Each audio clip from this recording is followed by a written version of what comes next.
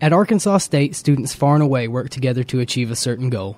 No matter where you come from or what your beliefs, all students at ASU have one thing in common: the pursuit of a quality education. In 2003, Arkansas State had a total of 178 international students. 2012 enrollment is at an all-time high of 858 international students from all across the world. To be a Red Wolf, you don't have to be a certain age, race, or gender. What matters most is open-mindedness and the will to succeed. I'm from Russia. I'm from India. I'm from the Gambia, which is located in West Africa. I'm from Vietnam. I'm from Saudi Arabia. I come from China. I come from France. I'm from Japan. I'm from the Bahamas. It's important to understand the difficulties international students face every day. Domestic students need to understand the everyday obstacles international students encounter. Why, what, how, and who these students are can only prepare us for the always evolving world we live in. Domestic students take for granted the value of an American education. Although we face similar obstacles, understanding basic similarities provides an insight that all students should grasp. International students, it's a good thing for our program because you get to learn about different countries, because most people are not fortunate enough to, I would say, study abroad because it costs a lot. So just getting to know them and talking to them makes you know things about the country that you don't know, and to let you know the things that you see on TV is not actually what it is in each country, as you would see once you see the interviews of our international students here. Working with international students here at Arkansas State, to me, has been a really eye-opening experience, because not only am I learning about their culture and their ideas, but I'm having to face new challenges in communicating with them, which is a challenge in of itself. But you also learn, you know, to think about things a little bit differently. Since I've lived here pretty much all of my life and haven't traveled much, there's a lot in the world that I don't know what's going on, or my only exposure is through the media that we see today. And when you start talking with other students, you find out that, you know, just like in America, we have problems with the press and slanted opinions and things like that. They have a lot of the same problems and same situations going on in their countries. I do think working with these students helped me with the outside world, because they're teaching you and informing you on things that you really don't know. So the more that you talk to them, the more things that you learn, because they say the more that you read, the more that you know, but the more that you talk to people that know what's actually going on in different countries, the more that you're learning about each country. So they're helping me learn a lot with that. I would say the pros of working with international students is, you know, learning their opinions and viewing the world through a different set of eyes by communicating with somebody else. You know, again, here in the South, you know, it's a really conservative, somewhat, you know, Southern way of life, where, you know, when you start talking with other people from other areas of the world, you know, you learn a little bit about what's going on with them and how they view different worldviews. Why did you come to the United States? I came to America to study because there's a lot of opportunities here, and most of the time the degrees are like worth more than having a degree back home, because you can like work around the world like internationally kind of with a degree from the United States rather than back home. I want to come to the United States to practice my English and have an English accent, and I also want to know a different kind of culture to like make me knowledgeable. I come here to finish my undergraduate and my graduate too, and I can have a lot of experience, and when I come back to my country, I have a good job and I can help my family, everything.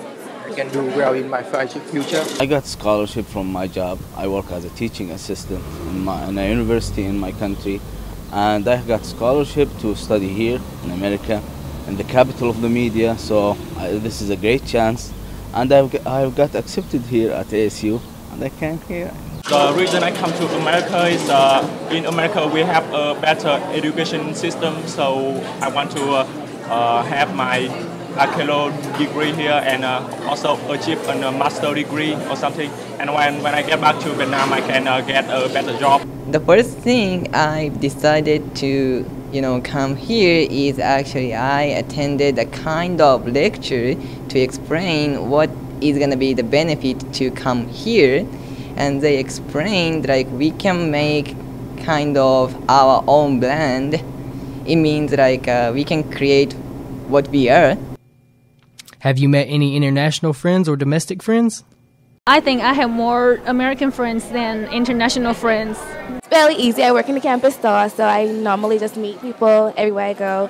So I'm a friendly person, so I meet a lot of people. After I got in university, it's a kind of difficult to make a friend because the opportunity to meet someone is only in the class. Otherwise, we just study in the library or just stay at home. After graduation, will you go back home or stay in the United States? It depends. I want to work in America, but I also want to go home and better my country. So I know that if I stay here, I would have to go back home sometime. But I like to stay here too, but I don't know yet. I'm not sure yet. I'm planning to stay here for 1 year, just 1 year for the internship. And after that internship, I will go back to my country. Of course, I would like to stay in the United States.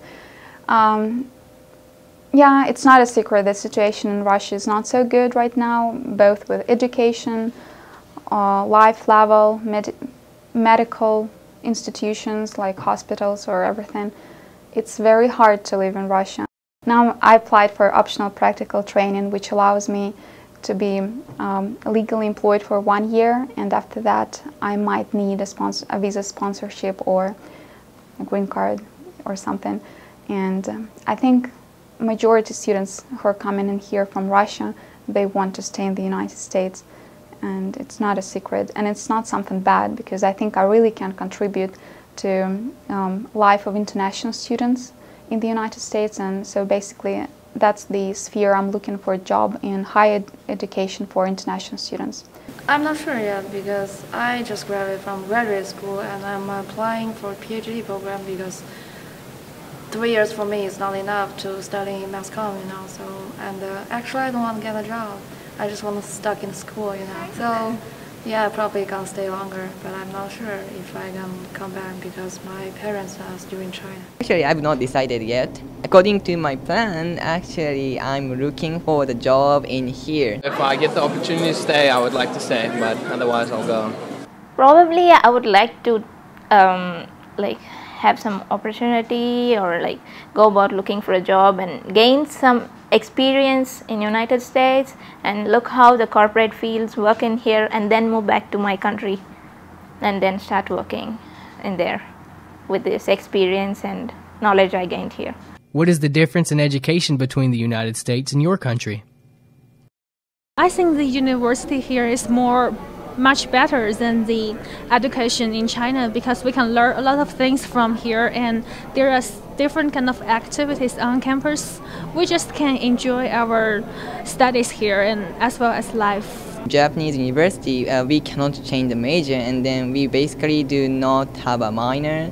So I'm pretty satisfied with this system because I can have my major and then I'm free to change it, and then I also have a minor in kind of totally different field from my major. One teacher can teach only 20 students, so in my college we always got one professor teaching in a big class. They have at least 200 students there, so you can say we didn't get good care of by the professor, but well, people will say we prefer the way American teachers teach because they have more time to communicate. They can know what exactly you have in your major. So the teacher gonna give you some study guide. You should do this, you should do that. After you've done all of that, you're gonna be success in this course. But here you need to do by yourself, then figure out what kind of problem you need to handle, then go for the professor, then discuss it, then solve it. So that's kind of different ways. It depends on the situation. And